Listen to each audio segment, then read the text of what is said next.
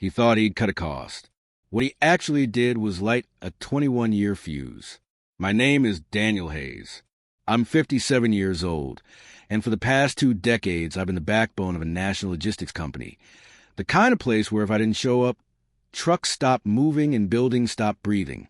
The first time I met Adam Pierce, our new CEO, he didn't say hello, didn't stand up, didn't shake my hand.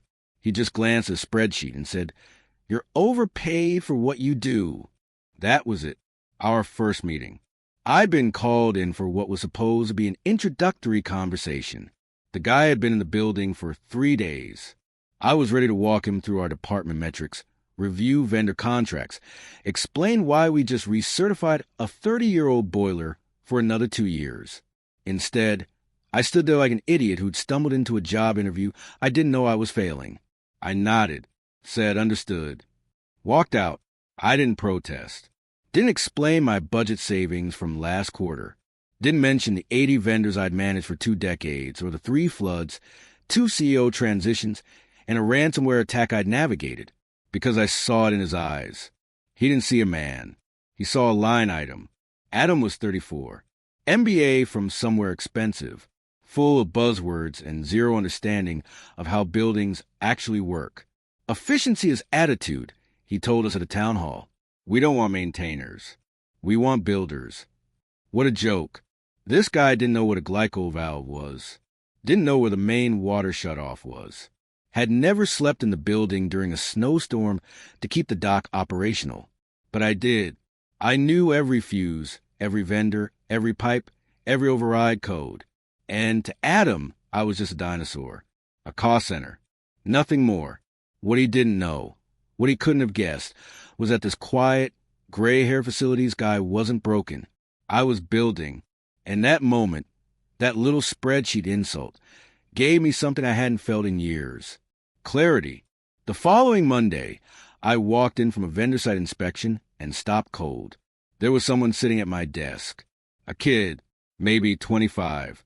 Hoodie, looking like he just wanted out of a college computer lab. He was clicking around on my monitors like he'd been there all morning. I cleared my throat. "Hey, can I help you?" He looked up and grinned. "Oh, you must be Daniel. I'm Chase, new project coordinator. Adam wants me closer to his office, so he gave me this spot. This spot, my desk, the one I'd used for 21 years. The one with the backup drive in the bottom drawer, containing 3 decades of schematics, vendor agreements, maintenance logs. Got it, I said, and walked away. No meeting, no conversation, no courtesy heads up. I was evicted. They moved me into a converted janitor's closet.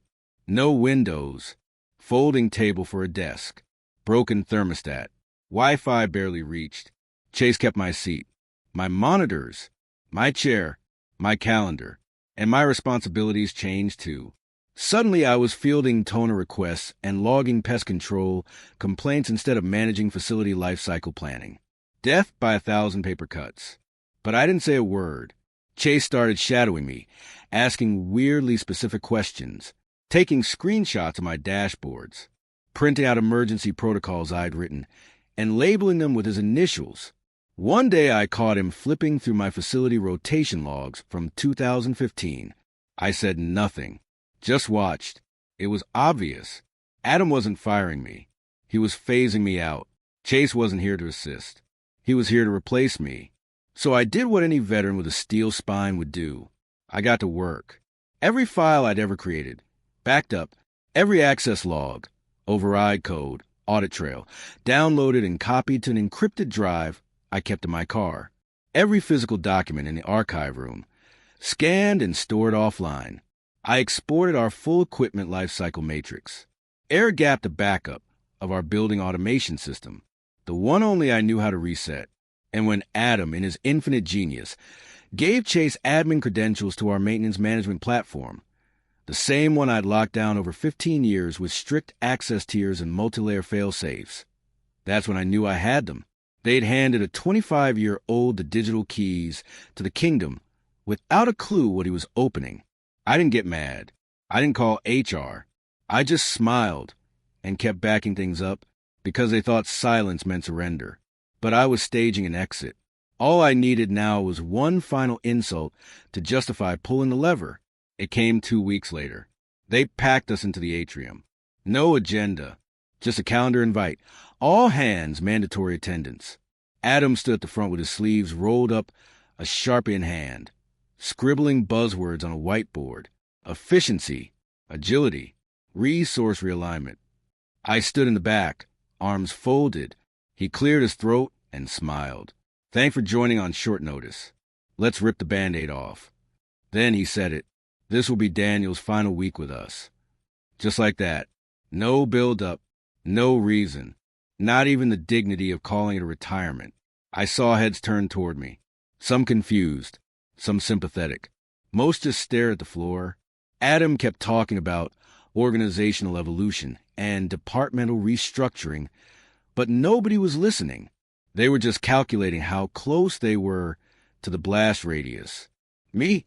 I stood there, still, quiet, cold, no handshake, no thank you, not even a cupcake. 21 years gone in a sentence and a shrug. I looked around, saw people I'd trained during fire drills, people whose paychecks I protected when their time cards glitched.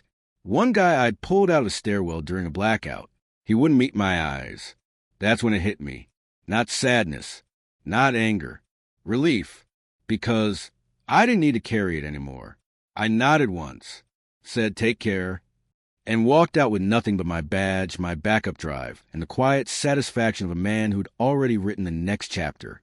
2 days after I left, I sat on my back porch with coffee and opened a laptop I prepared for this exact moment. Then I keyed in the protocol I'd built for hurricane contingencies. We'd never used it. Now we would. It wasn't dramatic. No alarms. Just a quiet, slow shifting of weight, like pulling a cinder block from the bottom of a tower. The first crack came that afternoon. A text from a friend still inside. Why are the HVAC logs inaccessible? Says access denied even with admin. Hours later, another. Payroll system locked up. Badge errors everywhere. By day 3, it got worse. Critical access points flag red. Backup water pump sensors disabled by mistake. The whole security team locked out of scheduling. Adam kept blaming it on post-realignment system load. Chase tried rebooting a failover script. Accidentally knocked out pressure sensors. That's when they realized they didn't have a map. What they didn't know was that I disabled every admin override I'd ever built. Not maliciously, not illegally, just quietly. All legal, all documented, all reversible, but only with dual authentication. And one of those keys, I'd pulled it the day I turned in my badge. See, I'd built those systems to withstand disasters. That's what good ops people do. But firing the guy who was a continuity plan meant the continuity plan walked out the door. Then the resignation started, not entry-level churn. The core, the HVAC lead I'd worked with for 19 years, gone. The systems analyst who built the badge rules, left. The janitorial foreman, turned in his badge with a note, asked Daniel how to clean a boiler flue. Within 5 business days, 10 people were gone. Each one had already texted me. Each one already had somewhere else to go. They were my people, my techs, my planners. Adam never shook their hands, never learned their names, but they knew mine. And when I left, they didn't panic. They followed. 6 months before the layoff, I'd gotten a call from a guy named Robert Ellis at Summit Facilities Group. Solid mid-sized firm. He wanted me to consult, just a few hours a week to audit their systems. I'd said no at the time. I was still loyal, but I didn't delete his number. The night the collapse started, I sent him a message. You still need help? I'm available now. Got blueprints and people. He replied in 10 minutes. When can you start? I showed up the following week and walked in like stepping out of a storm into sunlight. They handed me a blank slate. No red tape. No posturing. Just build it right. So I did. I brought structure, systems, documentation, everything Adam had ignored. And I brought my people. One by one, they came. My HVAC lead, my scheduler, my systems specialist. By month's end, we'd assembled a new backbone. 3 weeks in, Robert pulled me aside. We're going after one of your old firm's contracts. Think your team's up for it. I almost laughed. Not only were we up for it, we'd built it. We took that contract. Then another. Then one more. Within 6 weeks, Summit had secured 3 of Adam's largest regional deals. All ones I'd helped establish and maintain for years. All ones Adam never took the time to understand. And then came the kicker. Robert walked into my office one morning holding a folder. Good news. We're acquiring their property services division. Full asset integration. I blinked. You want me to oversee it? He smiled. No, I want you to run it. So I did. I wrote the integration plan, coordinated the vendor transfers, reviewed every asset line by line. Adam still hadn't figured out what happened, but soon he'd be sitting across from me, and I'd be the one with the clipboard.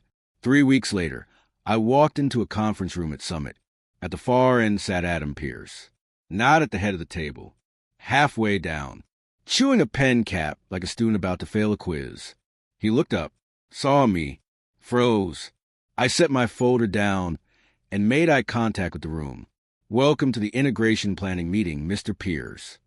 The silence was almost polite. Adam tried to recover. I haven't had a chance to review the packet yet.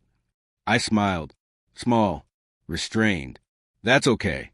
I wrote it. Across the room, Robert gave me a nod. Adam wasn't in charge. He was the product. Chase wasn't in the room. Someone mentioned he'd been let go after an access breach caused a sprinkler malfunction. Classic. Give the intern root privileges and act shocked when things break. By the end of the hour, it was obvious to everyone. Adam had no idea what was happening. He wasn't driving anything. He was riding in the back seat with a map. That didn't matter anymore. Then Robert cleared his throat. Just so everyone's aligned, Adam will be working remotely during transition. We've assigned him to the Cedar Falls field office to support training. Cedar Falls, Iowa. Adam flinched. And he'll report to Lisa Grant. She's 28, systems operations specialist. Runs a tight ship. Adam didn't speak. Just nodded, eyes unfocused. I closed my folder. That wraps my section. Thank you all. As I stood, someone clapped quietly. Adam stayed seated, scribbling nothing into his notepad. I didn't look back, because I just sat across from the man who tried to erase me and watched him shrink inside the machine he thought he controlled. Integration wrapped 3 weeks ahead of schedule. I became VP of Operations and People Infrastructure, not because I wanted the title, because it made sense. I started holding mentorship hours every Friday. No appointments, just a quiet space with a sign. Thinking about quitting? Come talk instead. And they came. Mid-career engineers, older maintenance leads, specialists who felt invisible. I didn't promise magic. I listened, asked questions, connected dots. Behind the scenes, I built something new. Second Wind, a program to give professionals over 45, especially those laid off or forced out, a path back into leadership, shadowing placements, reverse mentorship, honest resume workshops. I funded the pilot from my own bonus. By the 3rd month, we had 12 participants. One was a former shift supervisor who hadn't worked in 2 years.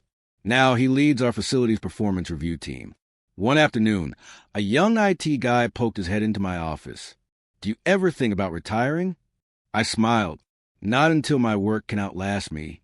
He nodded, and I saw it, that flicker of respect. I wasn't chasing the top. I was making sure the next guy didn't fall off. Adam tried to erase me. Instead, I built something permanent. It was a Thursday when I saw him again.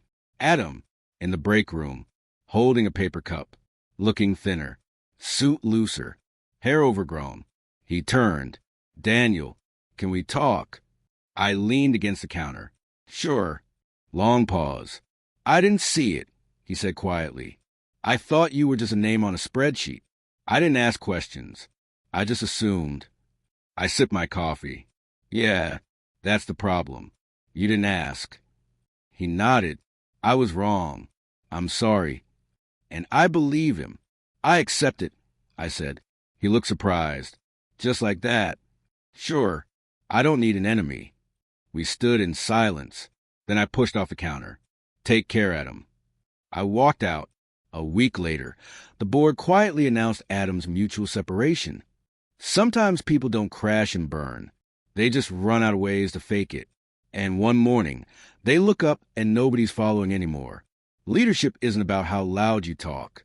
It's about who still listens when you're quiet.